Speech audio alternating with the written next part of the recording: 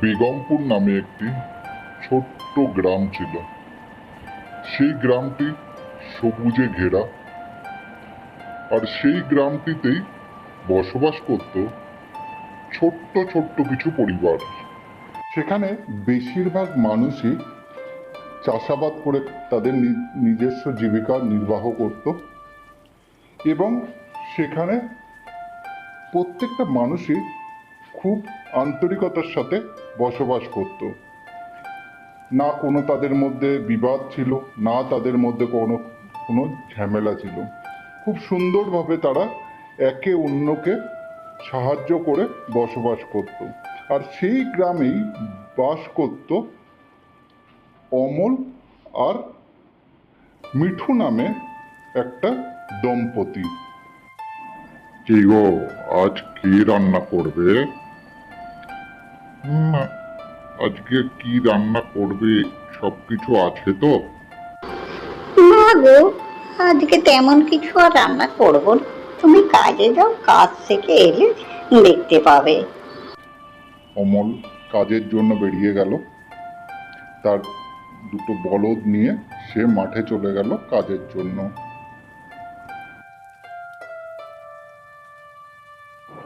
কাজ শেষ করার পরে অমল যখন বাড়ির জন্য মাঠের থেকে জঙ্গলের পথ দিয়ে ফিরে আসছিল, তখনই একটি ডাইনি তার পিছন নিয়েছে। অমল নিজের মতো মনে মনে গান গাইতে গাইতে বাড়ি আসছিল, ডাইনিটাও তার পিছন নিয়ে আস্তে আস্তে চলছিল।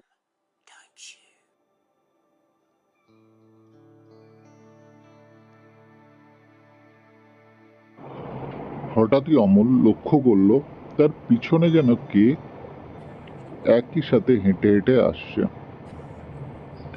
তখন সে আরো দ্রুত গতিতে হাঁটা শুরু করলো, এবং সে দেখলো সে পিছনে যে ছিল সেও দ্রুত গতিতে তার পিছনে পিছনে হাঁটছে।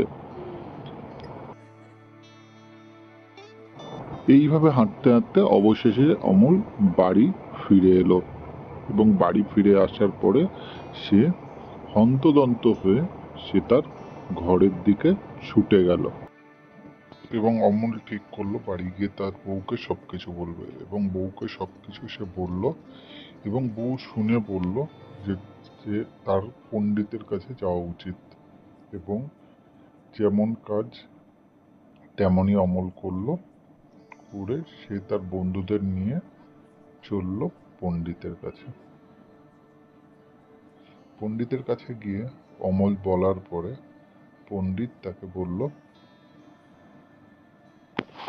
পণ্ডিত মশাই অমলকে শিখিয়ে দিয়েছিল যে যখন আবার রাক্ষসীর সাথে দেখা হবে তখন যেন অমল তার সামনে কান ধরে মিনতি করে দাঁড়িয়ে যায়, এবং রাক্ষসীর হাতে একটা ছুরি আছে, সে যখন তার দিকে এগিয়ে যখন অমলকে মারার চেষ্টা করবে তখন কোনো মতে ছুরিটা যেন রাক্ষসীর হাত থেকে নিয়ে সে যেন মাটিতে পড়ে যায় তার কাছ থেকে মার খেয়ে।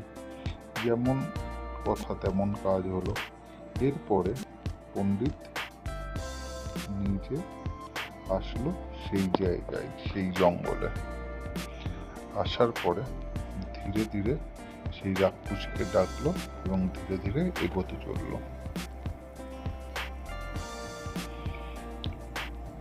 কিছু দূর এগোনোর পরে ধীরে ধীরে তারপরে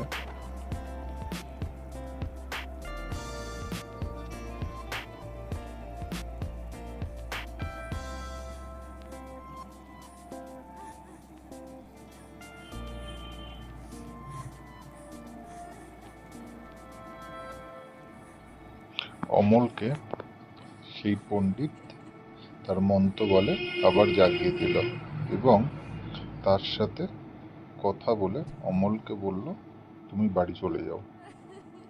যে রাক্ষসী এই জঙ্গলে আছে এবং এতদিন ধরে যে মানুষের উপর অত্যাচার করছে তাকে সে শাস্তি দেবে আজকে। অমল যেমনভাবে বলল সেমনভাবেই তার কথা শুনে, সেই পণ্ডিতের কথা শুনে অমল ধীরে ধীরে বাড়ি চলে গেল। Life is just a dream, don't you? You know your life is just a dream, don't you?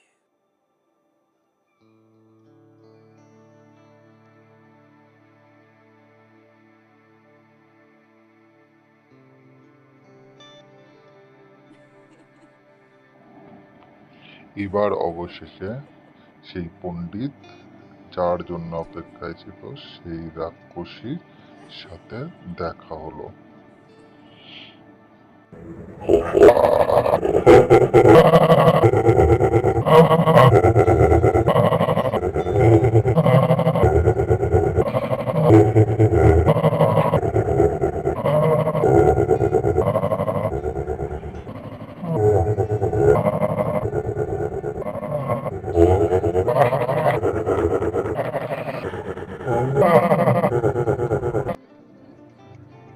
ডাইনি, তুই প্রচুর মানুষের ক্ষতি করেছিস, আর তোকে সেই সুযোগ আমি দেব না মানুষকে ক্ষতি করার।